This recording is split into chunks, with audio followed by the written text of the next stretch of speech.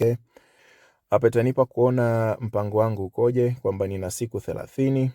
Hapa imeandika 31 kutokana na geographical location ambako niko, lakini ni ile siku 30.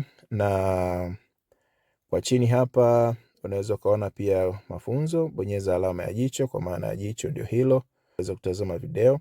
Lakini pia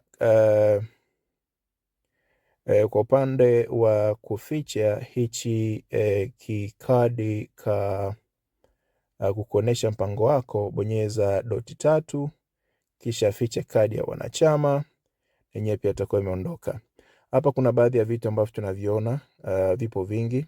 Tunaonyesha au feature graph.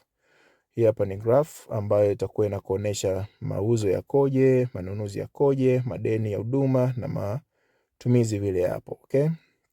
So likely leo tunafanya walkthrough kama ambavyo unaona hapa. Tunaweza tukaificha graph ama tukaifungua ama kuionyesha.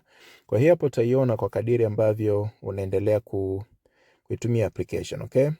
Alright, hapa kuna baadhi ya filter. Tunaona kuna mauzo, manunuzi, muktasari, matumizi, madeni ya huduma, aging, idadi ya rekodi, leo, viashiria, and tahadhari ya stock.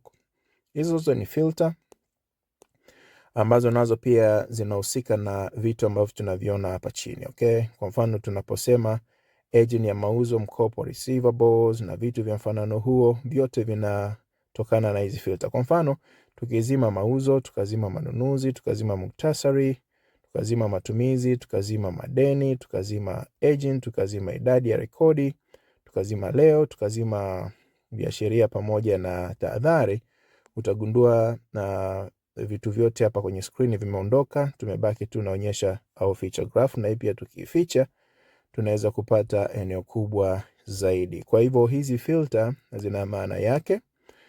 Kwa upande wa mauzo, ukibonyeza mauzo itapull mauzo, lakini pia nakwambia hapa ni kwenye mauzo wakati wote. Maana yake ni nini?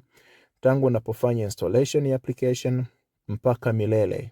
Ukija kwenye mauzo utaona mauzo yote ambayo umeyafanya tangu umeanza kutumia application. Okay? Ikiwa ni mwaka mmoja baadaye, ikiwa ni miaka miwili baadaye, ama miaka mitano baadaye, ukija kubonyeza kwenye filter hii ya mauzo, itakuonesha kwa kipindi chote cha miaka mitano mauzo umeyafanya mangapi, yenye keshi ya shilingi ngapi, ama mikopo ya shilingi ngapi, na makusanyo yakoje, na kama kuna madeni utayaona hapa. Hii ni kwa mauzo. Kadhalika kwa upande wa manunuzi iko hivyo hivyo, ni manunuzi wakati wote kama ambavyo ilikuwa kwa mauzo. Kwa upande wa muktasari, tukibonyeza hiyo na yenyewe itakuletea hapo muktasari wa faida na gharama kwa wakati wote, kwa maana ya tangu umeanza kutumia app mpaka miaka mingi ifuatayo mbele. Whether ni mwaka mmoja, whether ni miezi miwili, whether ni miaka miwili ama ni miaka mitatu, 10, whatever. Yote itaonekana hapa kwa maana ya gharama za bidhaa ama COGS, cost of goods sold, na faida ya jumla kama itakuwepo, lakini pia faida halisi kama matumizi utakuwa umeandika kwa usahihi. Kwa upande wa matumizi pia ni hivyo hivyo, yatakupa ya wakati wote, ni matumizi gani ambayo umeyatumia ama biashara imekuwa ikitumia. Na madeni ya huduma, hii hapa ni kwa maana ya service debt. Service debt ni wakati labda ikiwa wewe ni mfanyabiashara wa bidhaa ama duka la jumla, kuna vile mtu anakuja anachukua mzigo kwako, na akisha kuchukua anakutaka ufanye delivery. Ile gharama ya delivery ambayo utaifanya, ile unarekodi kwenye madeni ya huduma. Tutakuja kuona hapo mbele itakavyokuwa, lakini pia summary yake utaipata hapa. Kwa upande wa aging, kwa maana ya kwamba madeni jinsi yalivyo kwa leo, wiki moja, hapa kuna leo, kuna wiki moja, kuna mwezi, kuna miezi mitatu. Kwa nini? Kwa maana ya hii rangi ya kijani inaashiria mauzo na hii rangi ya njano inaashiria manunuzi. Ndio maana anasema manunuzi ya mkopo na hapa ni mauzo ya mkopo.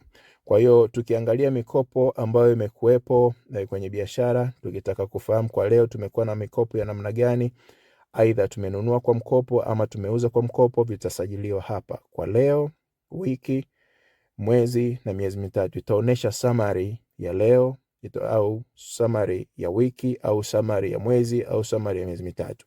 Hiyo ndio maana ya aging.